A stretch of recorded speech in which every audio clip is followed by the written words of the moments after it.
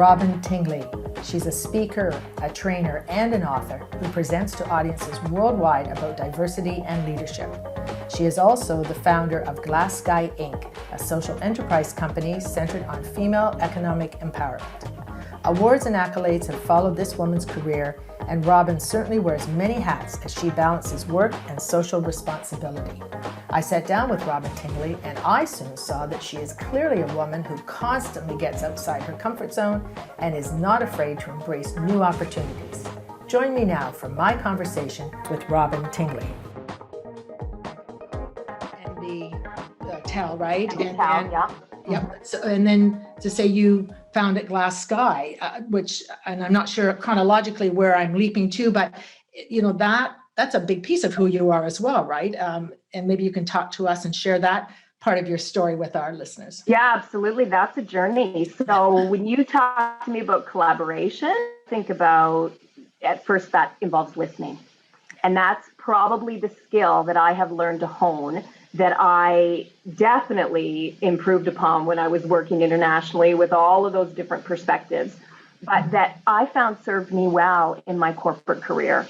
You know, I joined the phone company MBTEL, which then became Alliant and then Bell Alliant. I joined when I was 22 years old, right out of journalism school with a psychology degree for a job in public relations where I had to tell the story of that organization. And you know about PR. I mean, you need to listen, you need to interview, you need to understand what's the crux of the message and think about the audience.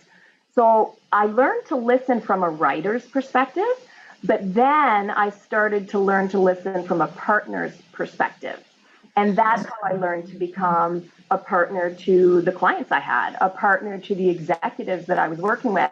And when I learned that skill, I felt at the table. And I found myself in a place where I could influence decisions. And I was still quite young. I became VP of Communications and Public Affairs when I was 27 years old. All right. That is a milestone. Yeah. And did I have imposter syndrome? Yes. What does she know, right? What does she know? Yeah. Right. We have a lot of these thoughts that run through our heads where we think, gosh, is this before my time? Have I earned this? Can I hold my own with this group that's twice my age, right? And has all of that experience. So I, while drinking from a fire hose, yeah. learned a lot quickly, had a privileged opportunity, worked hard for it and earned it, but had excellent mentors and, just got increasing positions of responsibilities. And so I had this fascinating career with, a global leader, doing organizational development and talent and diversity, right? Yeah, you can imagine absolutely. An opportunity for driving conversations around gender equality and inclusion and pipelining diverse talent. So then the babies came. And isn't that interesting? So then the babies came, and here you had, because as women, well, we all get caught up in that myth, I believe, of work-life balance, and is there such a thing, and is it work-life balance, or what else we call it? But so there you are, and I could just feel that spot you're in, that you've had this great career. You're, quite honestly, it's a dream job when you think about it, right? I mean, Mary Tyler Moore, move over. There you were at at the helm of all these wonderful things in all these countries. And then now motherhood is also an opportunity that you've got. So let's talk about that, because not everybody negotiates and navigates it well, and it causes women so much stress. I know for a lived experience. And so talk to me about that. Like what was going on in your head, and how did you manage to make the changes necessary? Yeah, it's not easy. It's certainly not easy. Anybody who's lived it knows you have to make choices. And when you say work-life balance, we can both chuckle, because that's really a myth. It's about work-life integration. Work-life balance implies that work is in this bucket over here and your life is over here. Well, we all know that's not how it works. We all just strive to integrate and do the best that we can. And that gets more complex when you become a mother. And when I think about that Robyn that joined the phone company in her 20s, it was all about work. It was all consuming, all about work all the time. Very driven, back to probably how I was raised, right? Very driven. And so my husband and I were both very goal-oriented, had our jobs, growing the real estate business. My 30s come along, more goals. Let's go build an international career, right? Let's go experience that. So then I was 39 when the children came, and I felt like I had accomplished an awful lot for Robyn. Good. And I felt like I had experienced that corporate career to its fullest extent. And I was still enjoying it, but my priorities dramatically shifted. It now became all about the family. And so it was really a no-brainer to say, we're going to bring the girls back to New Brunswick. We're going to make sure they understand who their grandparents are and make sure they understand their roots and their aunts and their uncles and really have that experience. And it wasn't about us any longer. It became about building, and this is where GlassSKY comes in. It became about building a career that gave me the opportunity to still feel fulfilled from a work perspective, but be able to prioritize the girls and have the flexibility. And that was a journey. You know, you don't build that overnight. So GlassSKY started, we came home in November 2014. GlassSKY started a phone call from somebody I worked with previously in like January of 2015. And I said, whoa, I'm not ready. You know, they're not even a year old.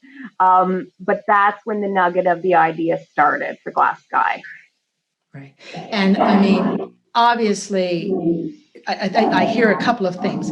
Firstly, I think that being a little later in your 30s, having the kids, gave you that opportunity to have lived out a few more years of that Robyn career, right? So that certainly helps versus maybe feeling the kind of the internal pressure of, I better make that decision in my early 30s. So, I mean, I think that's great. However, there's also, I think, a double jeopardy with that, though, that you're also that much more invested in that career. So it can be harder to leave it, right? Because it's that much more about who you are. And we all, I think, identify with our careers as to who our own identity is. So I think you could see where that, I'm hearing it thinking that probably had even a different conversation that you had to have with yourself, right? And that's right. And I'm very spiritual. I meditate. And so I did have a lot of those internal conversations, but kept coming back to the same place that, you know, I've got other chapters to live.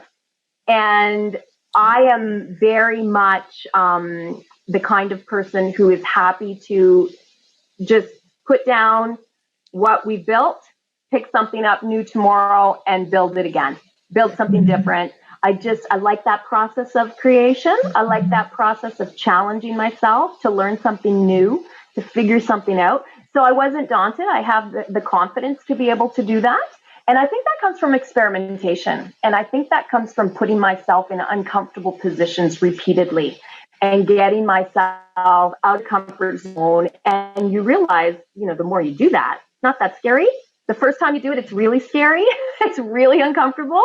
But by that time, you know, I was like 39, 40. It'll be fine. And that's the lived experience, right? That's the benefit of doing it later in life, right? Women have so many skills that we don't recognize as truly competitive, growth-oriented skills. And we've got to start seeing, and that's part of what the work is with GlassSKY too, is helping women understand and kind of evaluate just what is naturally part of their personality that's really a skill, right? Collaboration, patience, listening, networking, nurturing, all of these things that are tremendously valuable. And there is a value to it. And, you know, I think that's very much part of, you know, power of the purse, that whole concept when I first did the first conference. Why call it power of the purse? It's because in our purses, and that's the metaphor, but in those purses, we carry that economic power. And that economic power comes from those skills that you just listed. They have a value to them. And so we need to recognize that, and we've got to applaud ourselves for it. And then we've got to band together and make something happen with it, right? So, I mean, again, yeah, I think as women, that's why I'm hoping things like this conversation and the things that you do and the talks we have, et cetera, that women do listen and they feel inspired by it and they will go, yeah, you know what? Well, we have a lot of work to do. When you look at COVID and how it has really taken women back decades, We've got a lot of work to do. We've got a lot of work to do in politics, which we've just talked about. We've got a lot of work to do in academia. I could go on. There's a lot of male-dominated, the Army. There's a lot of male-dominated sectors. Still tech. Still, you hear horror stories of tech. It's gotten better, but it's still not where it needs to be. That's correct. The fight is not over by any means. The battles are still going on. The war is not won. So we really do have to keep that strategy going, right? But what's percolating in that mind of yours, and where are you going? Where are you going next? Yeah, well, this has been a joy. It's always interesting when you ask me questions about the journey, because I'm not somebody who lives in the past. I don't spend a lot of time reflecting. I'm very future focused. It's about tomorrow. It's about next year. And so that's a good question. However, I don't have a precise answer. I would say it's more. That's my answer. My answer is more. So GlassSKY has grown from this nugget of an idea where we would create, awareness about gender equality, to, a firm with clients who are leaders, right? Whether it's automotive, whether it's healthcare, whether it's technology, household names coming to us for advice on building their strategies, on communications, on design, and also on diversity and inclusion. And so to be able to have that kind of impact is very inspiring, and to be able to have the conversations about societal progress with those kinds of leaders is really valuable to me and to the people on the team who work with me. So we want to do more of that. I think the other part is want to use more of my voice to drive the change, in the things that we've been talking about here today. More women in politics, right? More of the recovery accelerated for women after COVID. More of the awareness that women can, girls can be anything they want to be. And so more inspiring voices, more awareness. I think that's it. I feel like if the door opens and it's the right one, I'll walk through it. And always with the priority, though, of the girls, right? I mean, they're the important thing.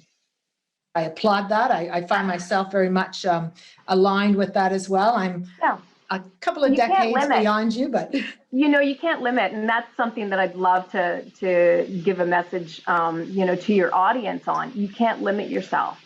You can't define yourself within any kind of a box, right? You just always have to live to be your best and have an abundance mindset, because I think the more you do, the more you will surprise yourself and build the muscle you can do even more.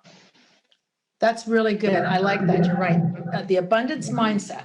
Very, very good. That's a great takeaway from that, because you're right. If you do have that abundance mindset, then those limits and parameters just really melt away, don't they? I mean, the opportunity creates a blank canvas, start again, move on with it. So I like that. I think that it's a great spot to end. I hate to end our conversation. This has been great. I know we're destined to have more of them together. I know there's lots of alignment here. So Robyn, thank you. Thank you for taking time to do this. Thank you for being our inaugural guest on Impact with Cynthia O. This has just been terrific. I couldn't be happier with this. So thank you for this. Thanks for your leap of faith in doing it with me. Absolutely. Thank you for asking. I wish you every success with this new venture. I know it's going to be fantastic. I can't wait to tune in and hear the stories of all of the inspirational women across the country you're going to be talking to. So best wishes to you, and just thanks for the invitation, Cynthia. Absolutely. Thank you, Robyn. Take care.